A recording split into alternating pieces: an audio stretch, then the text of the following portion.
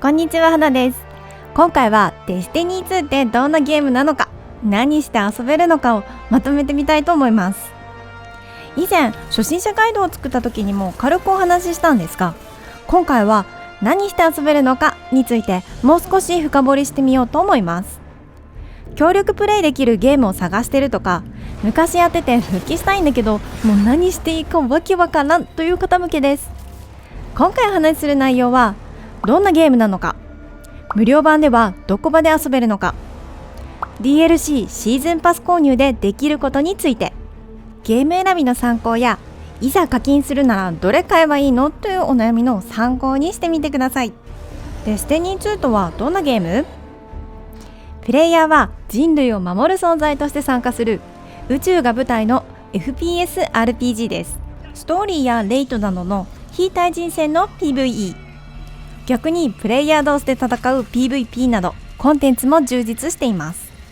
PC、PS4、5、Xbox でクロスプレイができるので、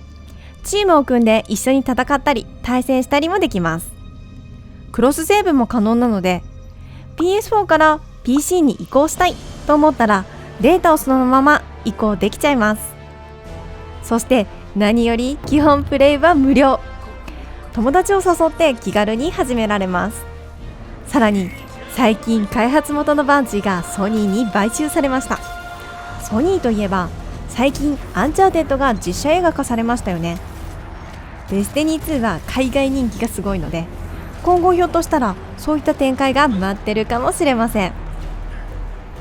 無料版ではどこまで遊べるのか。主に対 NPC の PVE、 対人戦の PVP、 さらに両方が入り混じった PVPVE と幅広く遊ぶことができます。まずは PVE について。1つ目はストーリー。最大3人までで協力プレイができる短めの PVE です。無料版ではご新規さん向けのチュートリアルストーリーのすべてと、各 DLC とシーズンのストーリーの最初だけが遊ぶことができます。今回の DLC からは難易度が選べるようになっていて、初心者がソロでもクリアできるくらいのモードと、ベテランでもチームを組んでやっとクリアできるようなモードがあります。ちょっとした謎解きがあったり、ステージがド迫力だったりとかなり面白くなっています。2つ目はストライク。ストーリーより少し長めの PVE です。最大3人の協力プレイができます。マップを移動しながら中ボスからラスボスまでを倒していくミッションです。3人協力でパーティーを組んで参加してもいいし、ソロでも自動マッチングで見知らぬ人と一緒に遊ぶこともできます。種類がいくつかあり、 DLC 専用のステージ以外は無料でも遊べます。難易度もいろいろあって、簡単なものは初心者でも気軽にクリアできるレベルから、慣れている人でも苦戦するレベルまで幅広くあります。最高難易度のナイトホールクロートモードはボイチャ必須で、それなりの知識と装備が必要ですが、クリアすると珍しい武器がもらえたり肩書きもついちゃうので、最終的に目指す人も多いモードです。ちなみに私は全シーズンでは1種類どうしてもクリアできませんでした。ファナティックで。3つ目は迷宮。迷宮とは1人から3人で協力プレイ可能な PVE です。無料版では予言という迷宮を遊ぶことができます。謎を解き明かさないとクリアができなかったり、ストライクより難易度が上がってクリアまでの時間も長めです。慣れれば1時間ぐらいですが、最初は数時間かかるかもしれません。最後にレイド。1人から6人で協力プレイ可能な PVE です。迷宮よりさらに難易度が上がり、クリアまでの時間も長くなります。無料版ではガラスの間というレイドを遊ぶことができます。謎解きもあったり、難題をいかにクリアしていくかの知恵や団結力を問われるモードです。新しいレイドのお披露目時には全世界でクリアを競うコンテストもあるので、トッププレイヤーからエンジョイ勢までお祭り騒ぎになります。クリアには何時間もかかるので、みんなでクリアした時の達成感が一番大きいモードになります。私はレイドが一番好きです。迷宮やレイドは要所要所でセーブされるので、水曜日のリセットまでは中断しながらのクリアも可能です。もちろんここでしか手に入らない装備もあります。ド迫力のボスが出てきたり、フレンドとワイワイ攻略法を考えてみたり、このゲームの面白さがここにギュッと詰まっているので、ストーリーやストライクを一通り遊び終えて操作にある程度慣れてきたら、ぜひ挑戦してほしいモードです。どちらも自動マッチングがないので、フレンドを集めてから挑戦するのがおすすめです。 PVP について、クルーシブルという対戦モードもあります。最大6人でチームを組んで参加することができます。一番ポピュラーなのが3つの陣地を奪い合いながらキルポイントを競うコントロール、ガチンコでキル数を競い合うクラッシュ、自分以外は全員敵のランブル、ひたすらキャノンを撃ち合うわけのわからないバトル、チームスコーチなどいろいろなモードがあります。期間限定で開催される少し難易度の高い PVP もあります。アイアンバナー。1つ目がアイアンバナー、不定期で1週間だけ開催されます。6対6で3つの陣地を奪い合うコントロールと似たようなモードです。アイアンバナー限定の装備がもらえるので、期間中は欲しいモッド付きの装備が出るまで何度も挑戦したりします。無料版でも参加が可能ですが、パワーが高いほど有利になるので、ある程度育ててからの参加がおすすめです。もう一つがオシリスの試練、こちらは DLC の購入が必要ですが、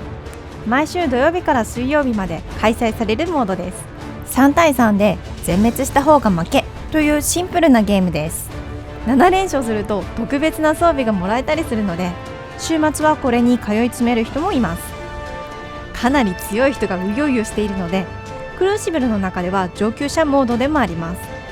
私は全然勝てません。 PVP はどうしてもチームでの参加が強くなってしまうことが多いと思います。でも大丈夫、フリーランスというソロの人だけが集まるモードも選択できるので、一人でも気楽に遊べることができます。私も一人ぼっちで遊ぶときはもっぱらこのモードで助けられてます。味方の人ありがとう。 PVPVE について、 NPC と戦いつつ敵チームとその殲滅力の速さを競うギャンビットというモードもあります。敵を倒してかけらを集めてボスを呼び出して先に倒した方が勝ちという簡単なルールですが、相手陣地に妨害キャラを送り込んだり、プレイヤーが直接乗り込んで妨害することもできます。こちらもソロのみで参加可能なフリーランスモードがあるので、チームとの格差に悩まされることもありません。その他期間限定イベントもあります。年末年始には行単、夏には夏季の宴、ハロウィンには死者の宴など、期間限定のイベントも無料で参加できます。ド派手な衣装やゴーストシェル、船など主に見た目を変えられる装備が手に入るので、見逃し厳禁です。それでは最後に DLC シーズンパス購入でできることについてお話ししましょう。ご紹介した通り、無料版でも結構いろいろ遊べるんですが、遊んでみてもっとやりたいと思ったら DLC などの購入がおすすめです。デスティニー2もすでに5年目、 DLC とかシーズンパスとかいろいろあって何が何だかだと思います。実際に何度か質問もあったので、何を購入すると何が遊べるのか少し整理してみようと思います。まずは DLC とは、デスティニー2では年に1回の DLC が配信され、そこで大きく話が進んだりシステムが変わったりします。 DLC とは光の超越とか漆黒の女王とかいうやつです。 DLC を購入すると制限されていた部分が遊べるようになります。例えば序盤だけ遊べていたストーリーが最後まで遊べるようになります。ストーリーもかなり壮大で奥深いんで、ぜひ最後まで体験してほしいんですよ。それ以外にもこんな感じで遊べる種類が大幅に増えます。モードだけではなく、キャラクター自身のサブクラスが追加される DLC もあります。もともとソーラ、アーク、ボイドという3種類のサブクラスがありますが、4年目の DLC 光の超越を購入することでステイシスというサブクラスが解放されます。ステイシスは敵を氷漬けにして粉砕する特殊なサブクラスです。敵の動きを止めることができるので PVE でも PVP でも重宝します。対人戦なんかでは氷漬けにされると何にもできないのであわあわしちゃいますよ。専用のエキゾチック装備もドロップしたり購入できるようになります。エキゾチック装備はかなり特殊で便利なオプションがついているので、高難易度のモードを遊ぶときに揃えておきたい装備です。3つ目が武器の生成。今までドロップする武器につくモッドはランダムで、欲しいモードの組み合わせが出るまで掘るっていうのがデスティニー2の常識でした。ところが今回の DLC 漆黒の女王では自分でモッドをカスタムできる制度が追加されたんです。現時点では漆黒の女王関連の武器が対象になりますが、武器を育ててどうしたら強くなれるかを研究したり、オリジナル武器を作れるのはめちゃくちゃワクワクしませんか？こうやっていろいろ追加される DLC ですが、その時系列は一体どうなっているかも整理してみます。一部 DLC では容量の関係でエリアが縮小して遊べなくなっているストーリーもあります。まずはカバル大戦。これは DLC ではなくデスティニー2の発売時最初の本編にあたります。カバルという種族が地球に攻めてきて、ガーディアンが一度光を失うところから始まります。現在ストーリーは遊べなくなってます。次は孤独と影。2年目に追加された DLC で、現在は孤独と影パックという形で販売されています。縮小されてしまいストーリーの大部分が遊べませんが、エピローグだけ遊ぶことができます。パックの購入でレイドと迷宮、装備が追加されます。次に影の砦。3年目に追加された DLC で現在も購入することができます。前作で主要キャラだった暗黒が好きな3つ目の女の子エリス・モーンが帰ってきて、月を舞台にちょっと怖めな雰囲気のストーリーを展開します。こちらは発売時と同様の内容で遊べて、ストーリー、ストライク、レイド、迷宮と装備が追加されます。次に光の超越。4年目に追加された DLC で現在も購入可能です。光の戦士であるガーディアンと相反する存在、暗黒の力とガーディアンが出会ってしまってどうなっちゃうのっていうストーリーです。こちらは発売日と同様の内容で遊べて、ストーリー、ストライク、レイド、そしてさらにステイシスクラスが追加されます。バンジー30周年パック。開発元のバンジーが30周年を迎えて作られた記念パックです。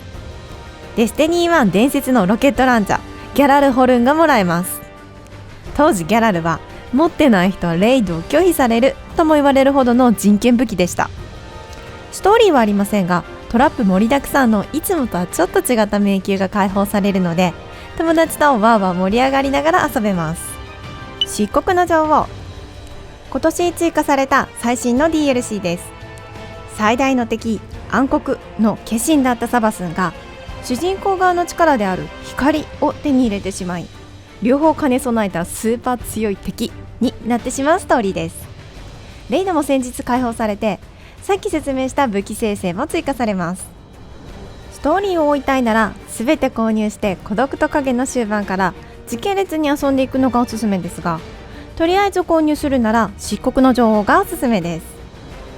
最新の武器が手に入ったり、最新のクエストが遊べるので周りの人と一緒に遊びやすいです。特に個人的なおすすめのポイントはストーリーの面白さ。どんどんとんでもない場所に連れて行かれて驚きの世界観を目の当たりにできます。自分で探したり考えたりする部分が増えたので、みんなでなんだこれはと頭をひねりながら遊べました。シーズンパス。 DLC とは別にシーズンパスというものも存在します。1年に4回のシーズンがあって、今のシーズン中にいろいろな特典がつきます。シーズンパスを購入するとシーズン用のクエストが開放されます。このシーズンクエストで少しずつ全体のストーリーも進んでいきます。例えば今回の構成のシーズンではサイオニック作戦の戦場というのが追加されていて、ここをプレイしながらストーリーが進んでいきます。クエストは毎週の更新で追加されていって、ストーリーに応じて内容も変わっていきます。特にシーズンの最終週では次のシーズンや DLC に向けて大きく話が動くことも多いので、最後までぜひ見届けてください。すでにシーズンは始まっていますが、後から追いかけることもできるので今からでも大丈夫です。他にも専用のエキゾチックがもらえたり報酬が増えたりします。シーズン中しっかり遊ぶ予定なら購入しておきたいのがこのシーズンパスです。過去の DLC にもこのような形でシーズンは存在しました。各シーズンは次の DLC が配信されたタイミングで遊べなくなります。なので過去のシーズンクエストも今では遡って体験することができません。その辺を補うストーリーまとめも最近作っているので、現在休止中のストーリーをおさらいしたい方はそちらもご覧ください。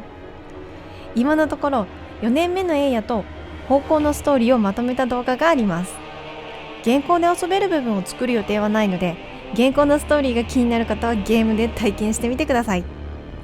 今のシーズンでは精神世界で敵と戦うというマトリックスのような世界観が衝撃的です。ということで今回は無料版課金版で何が遊べるのかを整理してみました。デスティニー2を始めてみたいっていう方はとりあえず無料版で遊んでみるのがおすすめです。フレンドと一緒に遊ぶとより楽しくなるゲームなので、 SNS なんかでフレンドやクランを募集してみるともっと楽しくなるかもしれません。説明が少ないゲームなので情報交換が攻略の鍵を握ります。次は遊び方についての動画も作ろうかなと思ってます。それではまたお会いしましょう。またね、バイバイ。